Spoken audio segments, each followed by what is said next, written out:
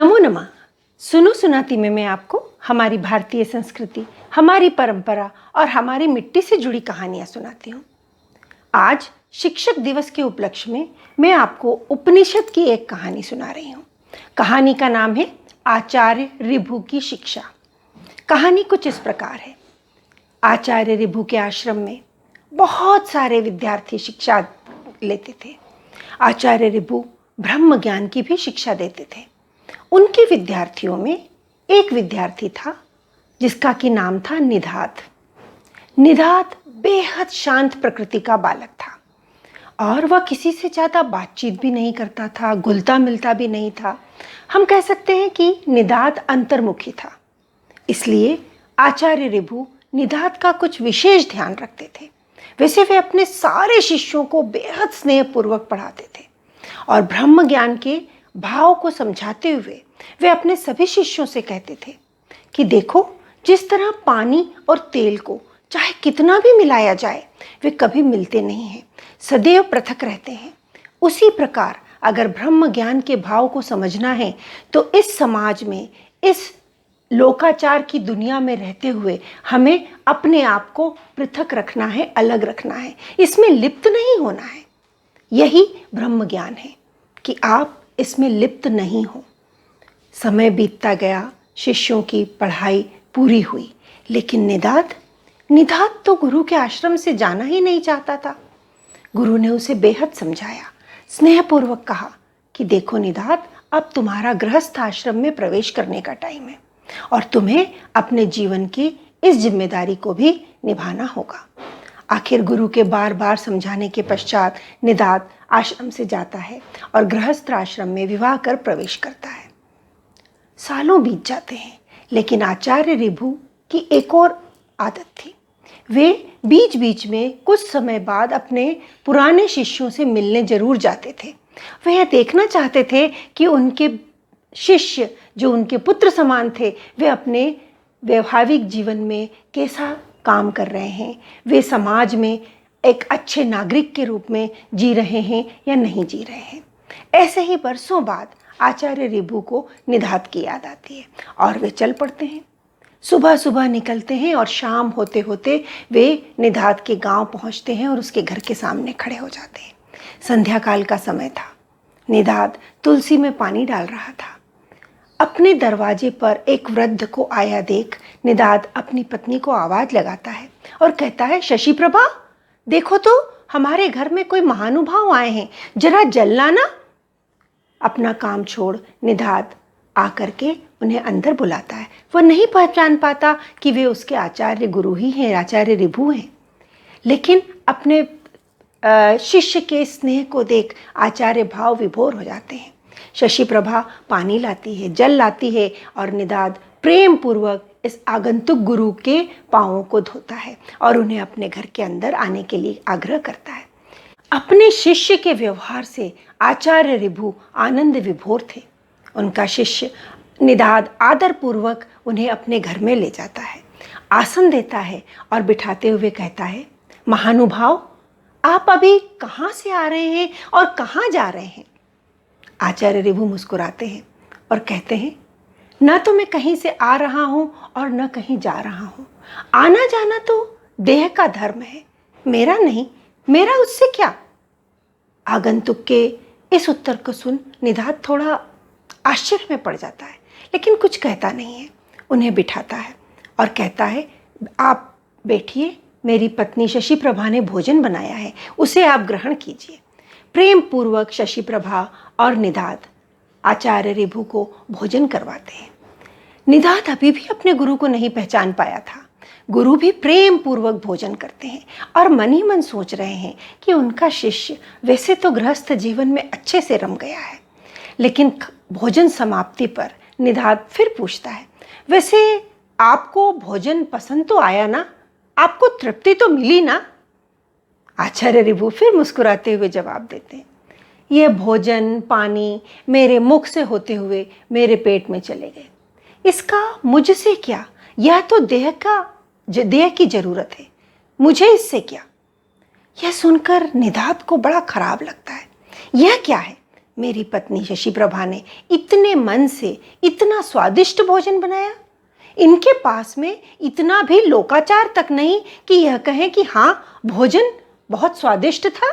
नहीं, यह तो अशिष्टता है। आचार्य ऋभु निधात के चेहरों के भाव को पढ़ रहे थे और उन्होंने प्रेम पूर्वक उससे कहा, वत्स, निधात। आवाज सुनते ही जैसे निधात नींद से जागा। इस तरह तो केवल मेरे गुरु आचार्य ऋभु मुझे बुलाते थे। यह क्या हुआ? मैं उन्हें पहचान ही नहीं पाया और वो मेरे दरवाजे आए हैं। अपनी गलती का एहसास करते हुए निधात आचार्य के पांव पे गिर जाता है, उनसे माफी मांगता है, क्षमा मांगता है। तो आचार्य कहते हैं, नहीं निधात, मैं तुम्हारी प्रगति से प्रसन्न हूँ।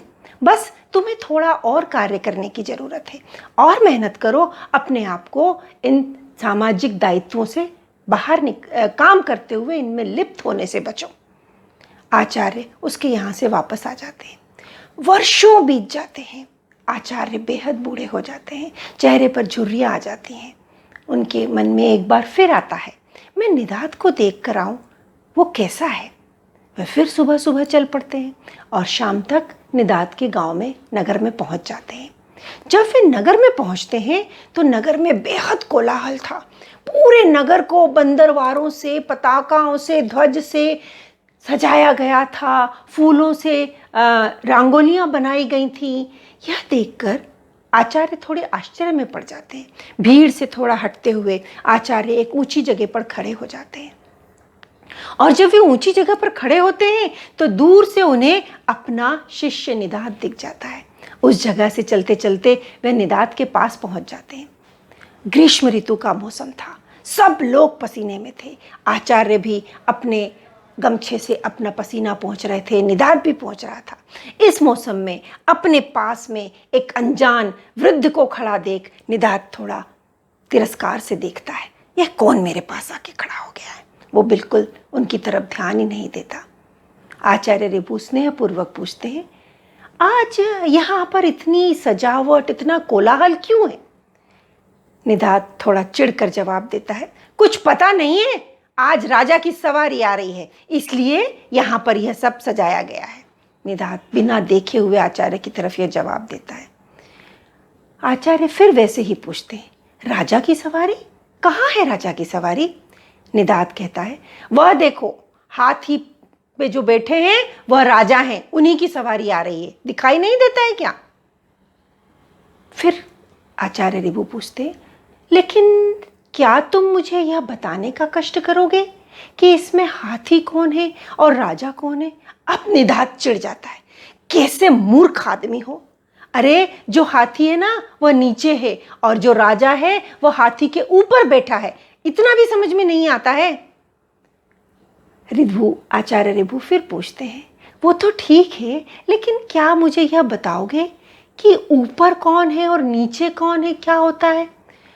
अब तो निधात का पारा चढ़ जाता है। वह कूदकर बूढ़े के कंधों पर चढ़ जाता है और कहता है, देखो मैं ऊपर हूं और तुम नीचे हो, अब समझ में आया यह नीचे और ऊपर क्या होता है? आचार्य ऋभु उसी तरह से मुस्कुराते हुए कहते हैं, हाँ, लेकिन यह मैं और तुम क्या होता है, मुझे यह बता दो। निधात जैसे नींद से जागता है। मेरे इतने तिरस्कार के बाद भी इतने प्यार से, इतने स्नेह से अगर कोई मुझसे बात कर सकता है तो वह केवल मेरे गुरु हैं। यह मैंने क्या कर दिया? इतना बड़ा पाप।